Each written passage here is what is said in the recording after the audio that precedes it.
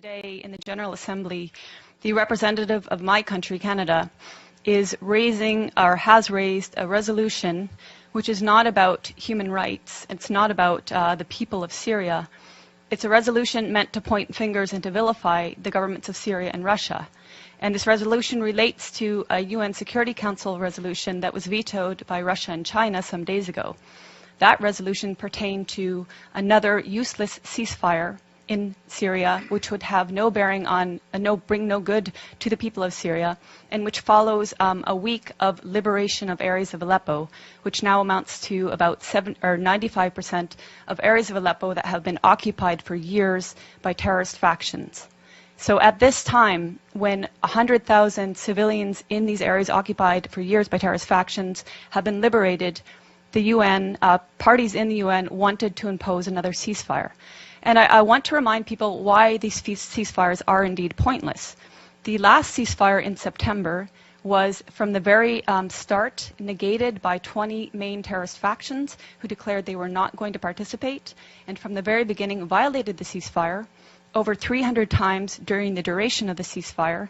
And not only these terrorist factions, while the Syrians and while the Russians adhered to the tenets of the ceasefire, but the American-led coalition itself violated the ceasefire by targeting Syrian army positions in Deir ez-Zor, killing at least 83 Syrian soldiers in a prolonged attack that lasted nearly 1 hour and which enabled ISIS to overtake that position. So this is one reason why a ceasefire is pointless at this point in time. There is no faith that any of the parties that the US and Western leaders who have funded these terrorists, there's no faith that they can actually control the terrorists and get them to adhere to a ceasefire. And the people of Aleppo want Aleppo to be completely freed. And I speak having been to Aleppo 4 times, and this is the will of people in Aleppo. So on that note, I'd just like to talk about, briefly, I've been to Syria 6 times since 2014, 2 of which were with international delegations, and 4 times were independently on a visa I applied for, paid for, and waited for. My trips have been self-funded or fundraised, and I've gone at my own risk and been able to travel freely in the country to areas I wish to travel to. I've been many times to Homs, to Malula, to Latakia, Tartus, Siath, Sweda, and again, Aleppo 4 times. And I mention these because I think it's important people realize I have, wherever I've gone, I've spoken in Arabic to the people I'm speaking with. What Donna, what Sarah have said, that the people support their army and government is absolutely true. Whatever you hear in the corporate media is the complete opposite. And on that note, what you hear in the corporate media, and I will name them, BBC, Guardian, New York Times, etc., on Aleppo is also opposite of reality. Aleppo since 2012 has been inhabited by different terrorist factions, among them al-Nusra, among them the so-called Free Syrian Army, which has committed the same heinous acts of terrorism as al-Nusra, as ISIS, as Ahrar al-Sham, as Noruddin al-Zinki, which beheaded a 12-year-old Palestinian child, and somehow is still deemed moderate.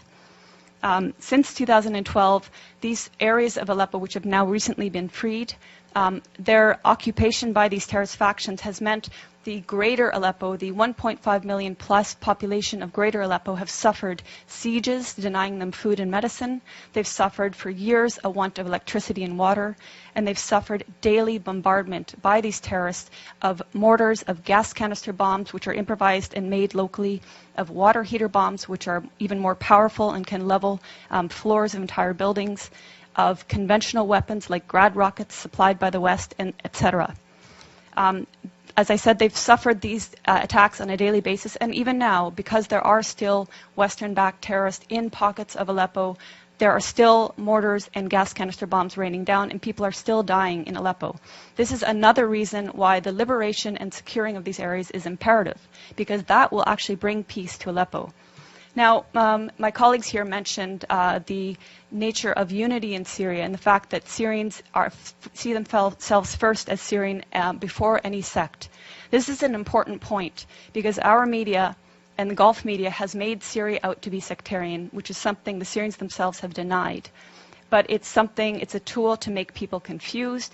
It's a tool to make people believe that it's Sunnis against Bashar al-Assad, when in fact, bear in mind that Aleppo is overwhelmingly Sunni and is with the government and is with the army and is suffering from the terrorists who declare that they are liberating the city in Syria. Other points about Aleppo are hospitals in Aleppo have been attacked. I'm sure you've heard in the media that hospitals have been attacked. Well, this media is referring to the pockets of Aleppo that were occupied by terrorists. And they have manufactured stories, and I can give you a precise account. In April of this year, there was a hospital called the Al-Quds Hospital, which in a concerted effort, all media said was attacked and targeted and badly damaged by either the Syrians or the Russians. In fact, the Russians had satellite imagery showing that this hospital was in the same shape that it was in October 2015. No difference. Therefore, it was not attacked. Months later, The Guardian, which is a prominent British newspaper, actually said the Al-Quds Hospital that it had alleged months prior to be attacked and destroyed was treating victims of so-called chemical weapons attacks. So even the media that is lying is inconsistent in their lies. But there have been hospitals attacked. I went to the Al-Dabit Hospital, which is in Aleppo City.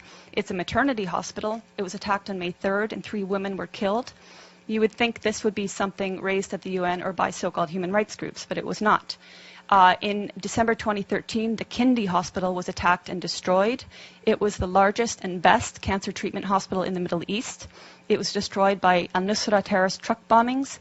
And in fact, in recent media reports on Aleppo, again alleging Syrian or Russian strikes on hospitals, Fox News actually had the audacity to use a photo of Al-Kindi Hospital and allege that this is in eastern areas of Aleppo and that this hospital had been attacked by Syrian or Russian strikes. This goes to show how much the media has been lying from the very beginning about Syria and continues to lie. When I went to Aleppo, I spoke with the Aleppo Medical Association. They comprise 4,160 active and registered doctors. More lies in the media have said the last doctor in Aleppo, the last pediatrician in Aleppo. Of these over 4,000 doctors, 800 of them are specialists. So you can see that when the media talks about Aleppo, it's talking about areas that were occupied by terrorists. And it's completely negating the suffering and the will of the Syrian people in Greater Aleppo. When I was in Aleppo in July, I got a taste of some of the bombings by these terrorist factions. There was an explosion about half a kilometer away at Hatat Baghdad, and I don't know how many people were killed that day, but it was close enough that it was a massive plume of smoke. About 5 minutes later, an explosive bullet fired from an area occupied by terrorists landed about 15 meters away from where I was. If it had hit parked cars, I wouldn't be here speaking. A day later, a good friend of mine, his mother was killed by one such explosive bullet. So this is just a small taste of what people are suffering on a daily basis. In November, when I was there with a delegation of Western journalists, including from the New York Times, LA Times, BBC, etc., on November 3rd, there were a series of attacks throughout the day with Grad missiles, explosive vehicles, and other explosive bullets and snipings. By the end of the day, 18 people, civilians, were murdered and over 200 were injured, including critically. We were at the Al-Razi hospital, which is one of the main hospitals, and we saw the maimed people pour in. And this was just one day of many of endless days in Aleppo. On November 4th, we were at the Castello Road humanitarian crossing. This was a day that was meant to allow the people in eastern areas of Aleppo that were inhabited by terrorists to evacuate. And this was not the first time. On prior occasions, the Syrians and the Russians had opened 8 humanitarian corridors to enable people to leave. These were attacked by terrorist factions heavily. Even that day on November 4th, the Castello Road crossing was attacked, twice with mortar shelling when we were there and 5 times afterwards. Clearly, there has been political will and intent by the Syrian government and its Russian allies to enable civilians to leave, to minimize any sort of loss of human life. Clearly, the terrorists that declare themselves liberators of Syria do not want people to leave. They've been holding civilians hostage. And if you're following reports that are not BBC and that are not New York Times, you will see countless testimonies of civilians, of the 100,000 civilians who've been liberated the last week, saying, thank God for the Syrian Arab Army that liberated us, and the terrorists were hoarding food. They were preventing us from having food. This is all documented. Also documented are that areas in these areas occupied by terrorists, including a school, were housing chemicals used to make chemical weapons. And you could see also the gas canisters that were used to make explosive gas canister bombs. In fact, even when I was in Leiramun, we saw a factory in one of the buildings that was used to make gas canister bombs. In Leiramun, we also saw evidence of the so-called Free Syrian Army that some people say doesn't exist anymore. The 16th Brigades was active there. They had a cell underground, 3 stories below, that was perfectly intact in spite of aerial bombings above ground. And I make this point because people talk about the destruction in Aleppo as if the physical destruction matters. It's the people that the Syrian government and the Syrian people care about. And the destruction in areas occupied by terrorists occurs because the terrorists are bunkering below ground, come up above ground, fire their bombs on civilian populations, and go back below ground. So I just want to address a few other myths. Some of the myths that have been about Aleppo and Syria in general have been that the Syrian government and army are starving the population. Again, I refer to testimonies of people, even people I met with in November. I met with a family of displaced people from El Halak, which is north of Bustan al-Pasha, which was an area, both areas occupied by terrorists.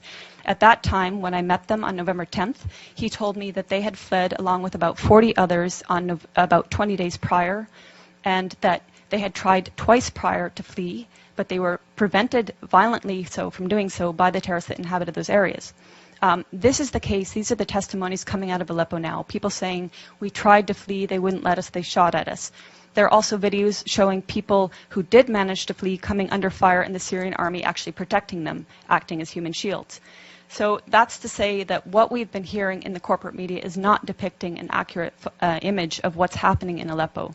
The corporate media is saying that the Syrian army is attacking people, and until today, the corporate media is maintaining this, even though the exact opposite is true.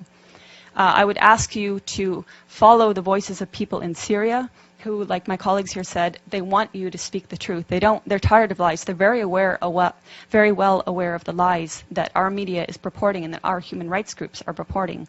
They want an end to the violence. They don't want this war to continue. They didn't ask for this war. But as my colleagues stressed, Syria is a sovereign nation. It has the right to fight against terrorism. And we know that 101 of 193 UN member states have sent terrorists to Syria to slaughter and destroy. So Syria is fighting a war against terrorism. It's winning in Aleppo, and hopefully either the terrorists will accept a deal to be transported out of Aleppo, hopefully they will participate in the Musalaha, the reconciliation, will lay down their arms, will take the amnesty offered to them by the government and which has been taken by thousands of former militants. And hopefully, above all, the U.S. will stop supporting terrorism and stop funding terrorism. And hopefully this new bill will take fire, will be supported, and actually it will be impossible to fund an armed mercenaries from FSA, Ahrar al-Sham, Nuruddin al-Zinki, and all the colors in between, because they're all the same terrorists. Yeah, thank you. Thank you, Eva. Very informative. Thank you very much.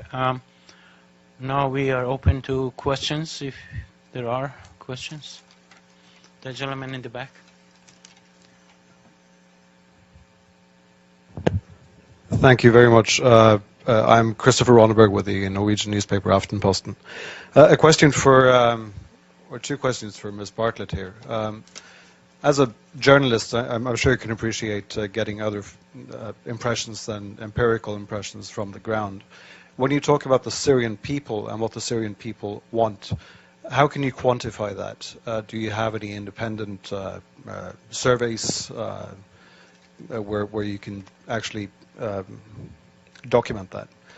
And secondly, you talk about the corporate media, the Western media, the lies, and all of this. Could you explain what you think might be the agenda from us in the Western media, and why we should lie, why the international organizations on the ground should lie, why we shouldn't believe all these absolutely documentable facts that we see from the ground, these hospitals being bombed, these civilians who are talking about the atrocities that they have been experiencing. How can you justify calling all of us liars? Sure. Thank you. I mean, there are certainly honest journalists amongst the very compromised establishment media. Let's start with your second question. So, international organizations on the ground. Tell me which ones are on the ground in eastern Aleppo. Yeah, okay, I'll tell you, there are none. There are none. These organizations are relying on the Syrian Observatory for Human Rights, which is based in Coventry, UK, and which is one man. They're relying on compromised groups like the White Helmets, which let's talk about the White Helmets. The White Helmets were founded in 2013 by a British ex-military officer. They have been funded to the tune of $100 million by the US, UK, and Europe and other states. They purport to be rescuing civilians in eastern Aleppo and Idlib, yet no one in eastern Aleppo has heard of them. And I say no one, bearing in mind that now 95% of these areas of eastern Aleppo are liberated. The White Helmets purport to be neutral, yet they can be found carrying guns and standing in the dead bodies of Syrian soldiers. And their video footage actually contains children that have been recycled in different reports. So you can find a girl named Aya who turns up in a report in month, say, August, and she turns up in the next month in 2 different locations. So they are not credible. The SOHR is not credible. Unnamed activists are not credible. Once or twice, maybe, but every time, not credible. So your sources on the ground, you don't have them. As for your agenda, not your, but the agenda of some corporate media, it is the agenda of regime change. How can the New York Times, I was reading it this morning, or how can Democracy Now!, which I was reading the other day, maintain until this day that this is a civil war in Syria? How can they maintain until this day that that the protests were unarmed and nonviolent until, say, 2012? That is absolutely not true. How can they maintain that the Syrian government is attacking civilians in Aleppo when every person that's coming out of these areas occupied by terrorists is saying the opposite? So that's with regards to your question on lying Western media. How do I quantify the support of the Syrian people? The elections. In 2014, the Syrian people held elections. The voter turnout was 88%, including people in Lebanon where I was during the elections in Lebanon, which were actually ran for 2 days, extended hours, people walking for kilometers to reach the embassy, including people who flew from their own countries like mine, which has criminally shut the Syrian embassy so that Syrian people have no rights, and including people within Syria who braved a torrent of terrorist mortars and missiles on election day. And yet, voter turnout rate was something like 88%, I believe. And then the election, the results were 78, I believe. I think Tim Anderson gives you the opposite. Okay, I might get the turnout wrong. So the results. 74 was the participation. 74 participate, 88. Okay. Anyway, the point being, overwhelmingly, the people support President Assad. That's based on elections, based on my own travels. Okay, so that's subjective. But as I said, I've traveled around Syria, talked with people of all faiths, all walks of life, and there are people that want change in the government. We're not pretending they don't want change. Everybody wants change. But in terms of support of the government, the point is they don't see President Assad as the problem. They see the problem as terrorism. They see elements of problems in the system that they have there. But President Assad, they don't see as the problem. They actually overwhelmingly support him. So I'm basing it on their choice in their leader, and I'm basing it on my interactions with people in Syria.